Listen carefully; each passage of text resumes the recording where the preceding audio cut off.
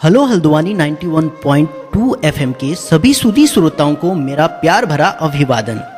आज मेरा गांव मेरी पहचान प्रोग्राम के तहत मैं सुंदरलाल मदन व मेरे क्षेत्रवासी आपको अपने क्षेत्र मालधन चौड़ के संपूर्ण ऐतिहासिक, राजनीतिक, सामाजिक व आर्थिक पहलुओं से अवगत कराने की कोशिश करेंगे। अब मैं आपको बताना चाहूँगा मैं बात एग्जैक्टली किस जगह की कर रहा हूँ। हम बात कर रहे हैं उत्तराखंड के नैनीताल जनपद के रामनगर विकास खंड में स्थित मालधन क्षेत्र की, जो कि तराई वन प्रभाग के सघन वनों से 3 ओर से घिरा है। पूर्वी सीमा हाथीडंगर से लेकर के आर्मी कैंटेरिया गौशाला तक बनती है और पश्चिमी सीमा तुमड़िया रिजर्वर से आमपोखरा रेंज के दक्षिणी प्रभाग तक बनती है। उत्तर में आमपोखरा रेंज पूरा आता है और जिम कॉर्बेट पार्क आता है और दक्षिणी सीमा उधम सिंह नगर जनपद की सीमा रेखा है, जो कि तुमड़िया नहर और किलावली से अलग होती है।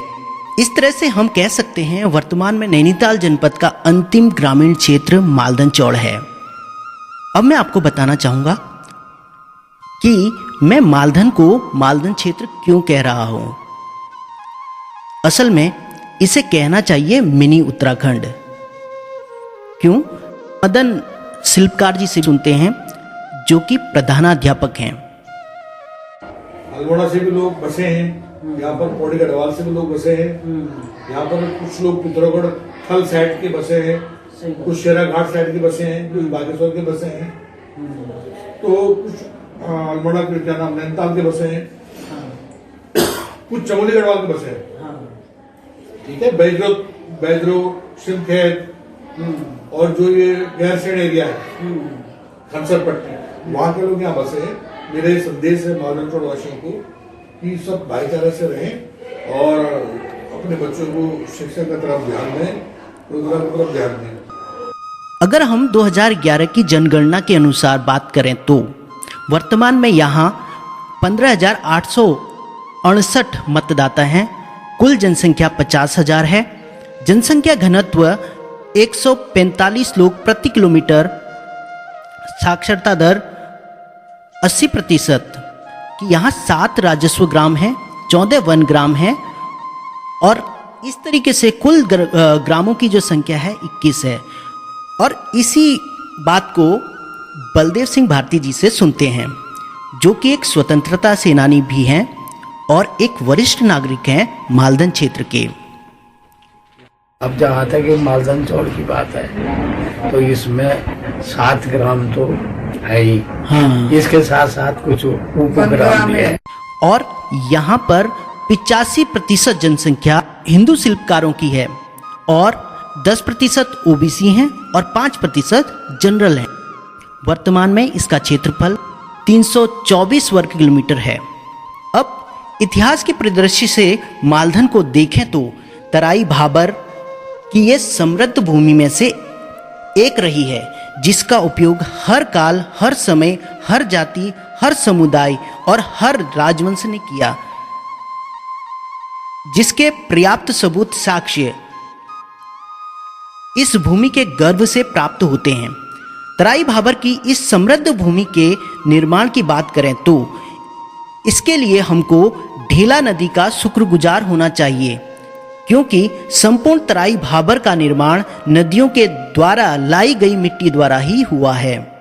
इसलिए इतिहास के पन्नों से देखें तो इस नदी को स्वर्ण भद्रिका के नाम से जाना जाता था। यह नदी गविशाण या गवेषणा या उज्जैनी के पास बहने वाली नदी थी, जिसकी पुष्टि वर्तमान में काशीपुर के रूप में की जाती है। चीनी यात्री वेनसोंग ने अपनी पुस्तक CUK में इसका जिक्र किया है और यह नदी ट्रिब्यूटरी यानी सहायक नदी है रामगंगा नदी की, जो कि मुरादाबाद में रामगंगा नदी से मिलती है। और रामनगर के निर्माण के साथ ही यह नदी कोसी नदी के साथ इंटरकनेक्ट कर दी गई थी। वर्तमान में यह नदी कोसी फेडरेशन सिस्टम का एक हिस्सा है। यह कोसी नदी के पानी को तुमड़िया रिजर्वर तक पहुंचाती है। इसके अतिरिक्त प्रवाह तंत्र की बात करें तो छोटे नाले भी यहाँ बहुत हैं, जैसे देवी नाला, ठंडा नाला, पथरवा नाला। और पथरवा नाला के पास ही हमें एक और ऐतिहासिक साक्ष्य मिलते हैं, जो था इंडो ग्रीक राजा औदुंबर के चांदी के 10 सिक्के, जो हमें पथरवा नाला के पास प्राप्त हुए हैं। औदुंबर राजा इंडो ग्रीक राजा था, जिसका कार्यकाल या शासन 155 ईस्वी पूर्व से 130 ईस्वी पूर्व तक माना जाता है। इसे पूर्ववर्ती कुलिंद शासक अमोदभूति का समकालीन माना जाता है।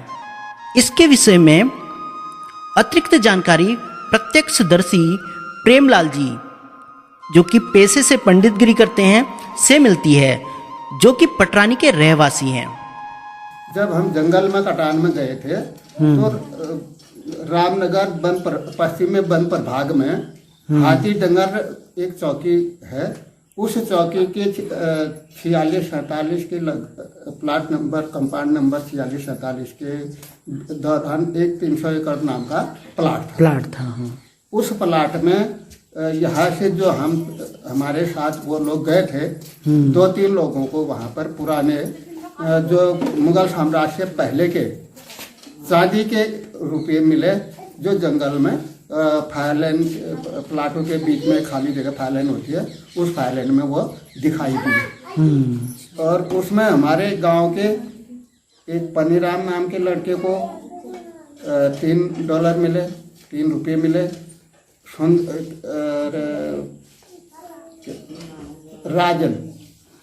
राजेंद्र को $5 मिले, $2 दिवाली राम जी को मिले, जो हमारे समक्ष हमने भी उनको देखा। उसके बाद में हम जब उनको बाजार में ले गए सुनार के पास, तो उसने हमको बताया कि ये पैसे कहाँ से आए, ये तो बहुत पुराने पैसे हैं और कई ज़माने के हैं। पूरा 12 ग्राम का एक रुपया था, जो प्योर शादी का था। और उस समय उस सुनार ने हमसे वो 1 रुपया 37 रुपये में लिया। तो उसमें एक तरफ से खुरदुरा था था पूरे में, और एक तरफ द्वितीया का चांद और आधा कटा हुआ सर था, वह उसका असली चिन्ह। ये फोटो में मैं दिखा रहा हूँ, ये रुपये जो है इसी पर, ये भी जो हमें रुपये मिले थे ठीक इसी पर यही रुपये हैं। इसके अतिरिक्त ढीला नदी के तट पटरानी के कारगिल इलाके में मुगल कालीन सिक्के व जॉर्ज पंचम किंग एम्पायर 1 रुपी 1990 लिखा हुआ ब्रिटिश कालीन सिक्का भी प्राप्त हुआ है। अब बात करते हैं यहाँ के ऐतिहासिक आर्किटेक्चर की, निर्माण व स्थापत्य कला की। इस क्षेत्र में कुओं की एक सीरीज अर्थात श्रृंखला प्राप्त हुई है, जिसका उपयोग आधुनिक ट्यूबवेल और नलों के उपयोग होने से पहले तक होता रहा है। ये कुएं कुंडा से लेकर के फाटू तक स्थित हैं। ये कुएं मालधन नंबर 1 से शुरू होते हैं, 2 में भी मिलते हैं, नंबर 3 और दफौट के बीच में खंडी में भी एक हुआ करता था, उसके अलावा पटरानी में, और उसके अलावा फाटू में एक कुआं होता था। फाटू का कुआं शिकारी कुएं के नाम से प्रसिद्ध है, जो आज भी लोगों की प्यास बुझा रहा है। और इन्हीं के साथ साथ मवेशियों के पानी पीने के लिए गुजरिया ताल नामक तालाब भी यहाँ प्राचीन काल से मौजूद था और अभी भी है, जिसके विषय में यहाँ के रहवासी मनमोहन आर्य जी से कुछ जानकारी ले लेते हैं। नागपुर में रहते हैं, वहाँ पर हमने देखा कि अभी भी वहाँ पर गुजरिया का ताल नाम से एक तालाब है, बहुत बड़ा तालाब है, और अभी भी वहाँ पर उस तालाब में गाय भैंस पानी पीते हैं, और उस तालाब में मछली भी पालन अभी वर्तमान में हो रहा है। मैं आपके नॉलेज में डाल दूं कि मछली भी ग्राम सभा के अंदर कर वो तालाब है, बहुत पुरानी तालाब है। और उस तालाब के गहराई में अगर हम जाएंगे तो उधर ईंट भी मिल रहे हैं। यहाँ स्थित जीवन उपयोगी चीजें जब हम देखते हैं तो इस क्षेत्र के इतिहास को जानने की इच्छा प्रबल हो जाती है। अनायास ही कुछ इतिहास की किताबें खंगालने का मन कर जाता है, और हमें मिलता है 84 माल या 9 लख्या माल की जानकारी। वर्तमान का मालदन क्षेत्र इसी 84 कोसी तराई भाबर का एक हिस्सा था। इसमें एक परगना था कोटा परगना, जिसको वर्तमान के काशीपुर के आसपास के क्षेत्र के रूप में जाना गया। संभवतः यह क्षेत्र ही वर्तमान के कुंडा के रूप में जाना जाता हो। पंडित हरि कृष्ण रतूड़ी जी ने अपनी पुस्तक गढ़वाल के इतिहास में इस क्षेत्र का जिक्र किया है। उन्होंने तराई भाबर को पातली दून और कोटा दून में विभक्त बताया। कुमाऊं के प्रख्यात इतिहासकार बद्रीदत्त पांडे जी ने भी इसको कोटा परगना लिखा। इनके अनुसार इस क्षेत्र की पूर्वी सीमा वर्तमान के कालाडूंगी से शुरू होती थी और पश्चिम में लाल ढाक तक पहुंचती थी। उत्तर में धनियाकोट वर्तमान के गर्म पानी के पास का एक गांव है। संभवतः अंतिम मानव आबादी उसी क्षेत्र में हुआ करती थी। इस वजह से बद्रीदत्त पांडे जी ने धनियाकोट को इसकी उत्तरी सीमा लिया और दक्षिणी सीमा कुंडा काशीपुर तक स्थित थी। इस परगने में 5 से 7 गांव हुआ करते थे, जिनमें से एक देवीपुरा भी था, जहां बद्रीदत्त पांडे जी के अनुसार कत्रुई काल का एक मंदिर भी था। देवीपुरा मालधन से ही हमारे साथ हैं उदयराज शिल्पकार जी, जो भी इस बात की पुष्टि करते हैं। जंगलों में कुएं, बहुत छोटी छोटी ईंटों के हाँ। मंदिर और कई खंडहर, कहीं तालाब, इस तरह के जो है उन ईंटों की बनी हुई, उससे ये एहसास कराता कि पहले यहाँ बसाहट थी। अब वो किन कारणों से उजड़े, क्या हुआ क्या नहीं, इसके बारे में हम भी नहीं जानते। हाँ। उसके पूर्व दूसरी बात ये थी, बहुत बड़े बड़े आम के दरख्त, जामुन के दरख्त, बेल के पेड़, और ये जो है तेंदुआ, तेंदू के पेड़, महुआ के पेड़, हाँ। बहुत पुराने यहाँ पर थे। उनसे भी ये सिद्ध होता था कि यहाँ पहले से लोग रहते थे। हाँ। क्योंकि ये लगाए हुए पौधे हैं फलों के सही।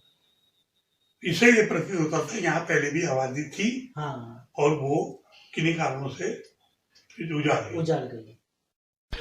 और इस क्षेत्र में और भी मंदिर हैं, जैसे शिवनाथपुरी का महाराजपुर शिव मंदिर और कुमुकडार का सती देवी मंदिर, जिसका ऐतिहासिक प्रमाण मिलता है। सती देवी मंदिर की बात करूं तो इसमें बहुत प्राचीन देवी मूर्ति मिलती है। इसमें लगे शिलापट्ट से पता चलता है कि काशी की मुरादाबाद स्थित संस्था ने सन 1969 ईस्वी में इसका जीर्णोद्धार करवाया। और एक अन्य जानकारी के तहत मैं आपको बताना चाहूंगा कि सन 1891 ईस्वी तक यह क्षेत्र मुरादाबाद जनपद का ही एक हिस्सा रहा। इस तरीके से अन्य इतिहासकारों को भी अगर हम पढ़ें तो हमें पता चलता है कि यह क्षेत्र महाभारत काल के बाद और हर्ष से पहले उज्जैनी के नाम से जाना गया और मालधन क्षेत्र उज्जैनी का ही एक भाग उस समय पे था। 7वीं शताब्दी यानी हर्ष के काल में यह क्षेत्र गवेषणा के नाम से जाना गया और मालधन क्षेत्र उसका ही एक भाग था। मुगल काल में इसे कोटा परगना के नाम से जाना गया और मालधन क्षेत्र उसका एक भाग था, जिसका जिक्र बद्रीदत्त पांडे जी ने अपनी पुस्तक कुमाऊं के इतिहास में किया है। मुगल काल में चंद्रवंशी राजा रुद्रचंद्र द्वारा अकबर के दरबार में मालगुजारी भेजी जाती थी। कोटा परगना से 5,37,700 रुपए तक की मालगुजारी हुगाई जाती थी। कोटा परगने की हुगाई केंद्र जो थे मालाचौड़, सीताचौड़ और कौमासा या कामुस थे। मालाचौड़ मालधन चौड़ ही है। अंग्रेजों के समय मालाचौड़ को मालधन चौड़ नाम से जाना गया। इसी बात को बलदेव सिंह भारती जी अपने शब्दों में बताते हैं। हर इलाके को एक विशेष नाम से ये दून आदि शब्द लगाकर कहा तो मालदून का वो मालधन हो गया। मालधन और कब हुआ ये? अंग्रेजों के जमाने। अंग्रेजों के जमाने वो माल की दून नहीं कह सके। अच्छा। उन्होंने मालधन कहा। मालधन का। अच्छा अच्छा। तब हुआ ये। यहाँ कई लोग आए, बसे, फिर पलायन कर गए। संभवतः इसका कारण यहाँ की नदियों का तेज बहाव, बाढ़, राजाओं का आक्रमण, डाकू लुटेरों का डर, जंगली जानवरों का प्रकोप रहा हो। इस क्षेत्र के पीपल पड़ाव गांव से जिम कॉर्बेट ने एक बाघ मारने का विवरण दिया है, जिसका जिक्र उन्होंने अपनी पुस्तक मैन ईटर ऑफ कुमाऊं में किया है। इससे यह पता चलता है कि यहाँ जंगली जानवरों का भी भय था। यहाँ की वन संपदा का पर्याप्त दोहन करने के लिए सन 1850 ईस्वी की शुरुआत से ही अंग्रेज अफसरों ने कोशिश करना चालू कर दिया था, लोगों को यहाँ बसाना चालू कर दिया था, जिसकी शुरुआत 1850 ईस्वी में रामनगर को बसाकर हेनरी रैमसे ने किया था, जो कि एक कुमाऊं केसरी के नाम से जाने जाते थे उस समय पे।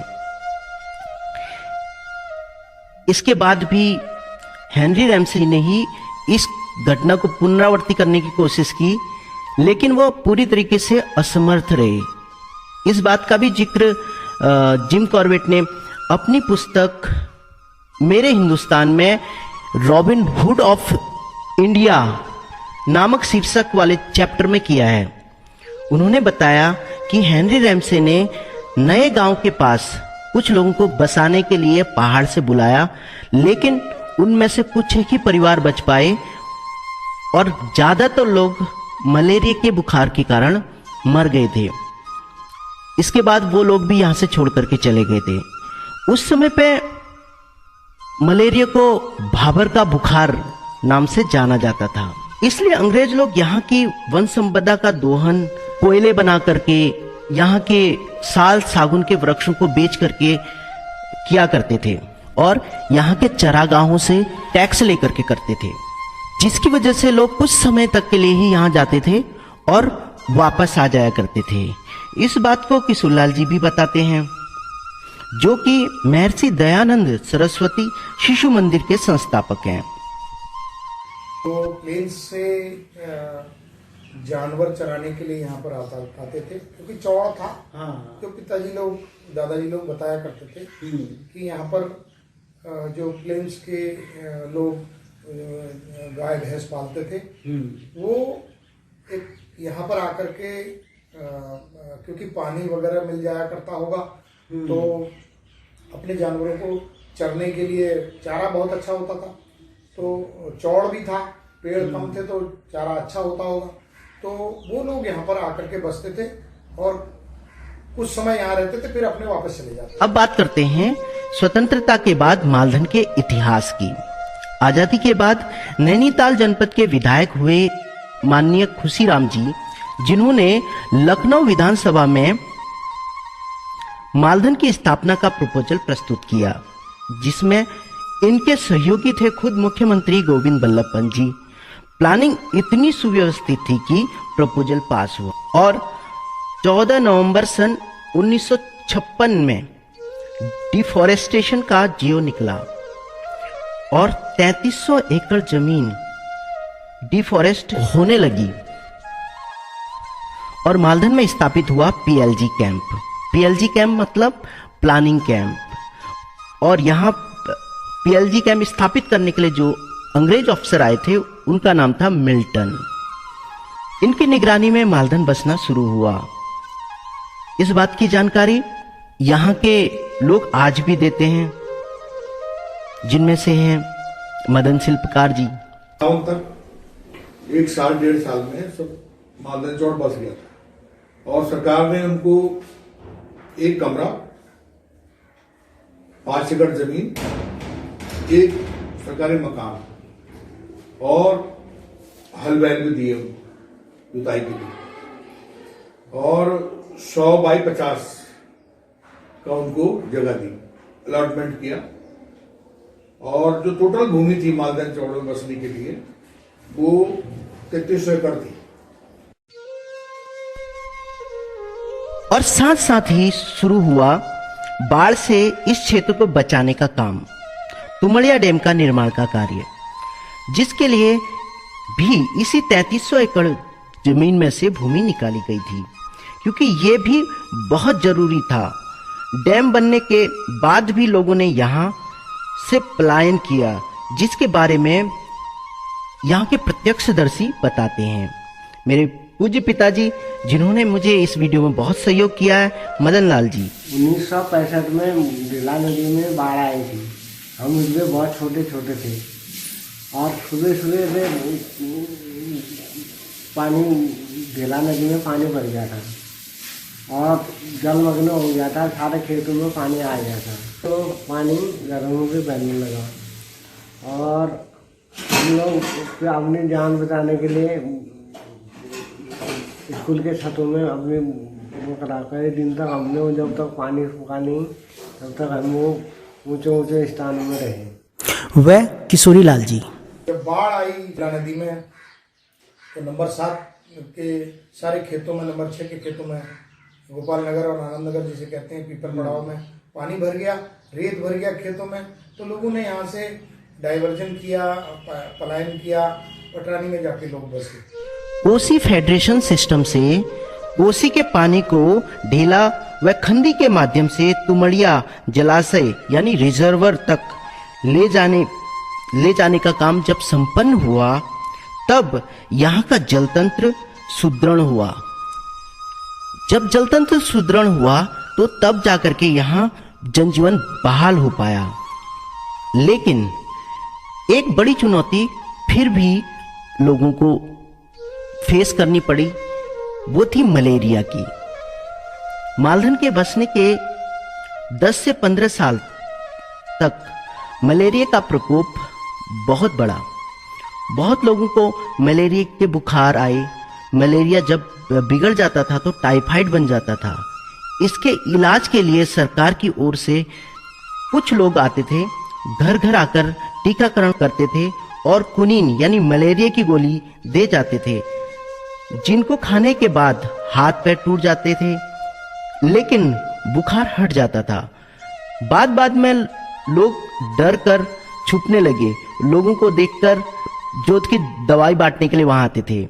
वो लोग काशीपुर से आते थे और क्या कहते हैं, मलेरिया की गोली दे जाते थे, खून टेस्ट कर भी ले जाते थे, अच्छी दवा देते थे। और क्या कहते हैं, जो घर से छूट जाता था, जो जहाँ होगा उसको वहां से बुला करके फिर भी मलेरिया की गोली देते थे। बाद में इस क्षेत्र में एक छोटा सा सरकारी हॉस्पिटल भी खुल गया, वहीं से फिर ये गोली फ्री में मिलने लगी। इसके अलावा यहाँ DDT छिड़काव के लिए भी लोग आया करते थे। जैसे ही सरकार की कोशिशें सफल हुई और मलेरिया पर उन्होंने काबू पाया, तो इसके बाद मालधन क्षेत्र ने जो उन्नति प्राप्त की वह देखने योग्य रही। आज यहाँ हर खेत में सीसी मार्ग की सुविधा है, हर नदी पर पुल है, सिंचाई की पर्याप्त व्यवस्था है, हॉस्पिटल व्यवस्था है, हर गांव में स्कूल है और अभी हाल ही में यहाँ पर डिग्री कॉलेज भी खुला है। जरूरत है तुमड़िया डैम को कॉर्बेट पर्यटन क्षेत्र से जोड़ने की व औद्योगिक क्षेत्र स्थापित करने की और गृह उद्योगों को बढ़ावा देने की, और धीरे धीरे ये भी हो जाएगा और हमारा मालधन चौड़ उत्तरोत्तर उन्नति करता ही रहेगा। अब हम आपको छोड़ जाते हैं मालधन महिमा गीत के साथ, जो कि गाया है अनुप्रिया प्रसाद व सुंदरलाल मदन, जो कि मैं खुद हूं। और यह गीत 2 भाषाओं में है, कुमाऊनी व गढ़वाली में। उम्मीद करते हैं यह गीत आपको पसंद आएगा। धन्यवाद।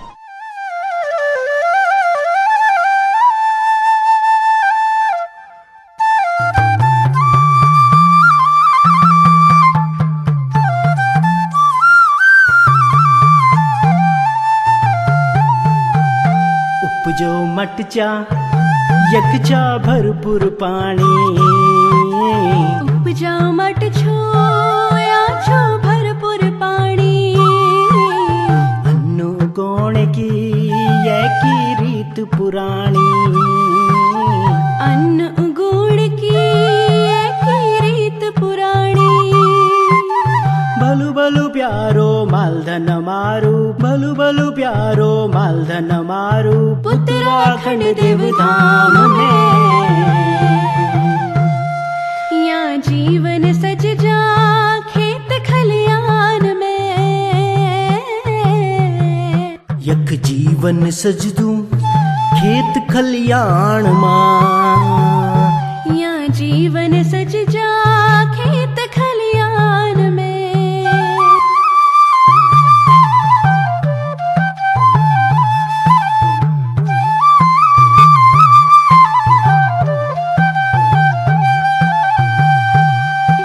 यक घसियारियों की टोली बोली गढ़ कुमाऊं की बोली, यक पुंगड़ियों की सिद्ध डोली बटी यद नक मिठ मिठ गोली। या घसियारियों नक टोली बोलो गड़ कुमाऊनी बोली, या खेत नक सिद्ध टोली बाटो यद नक मिठ मिठ गोली।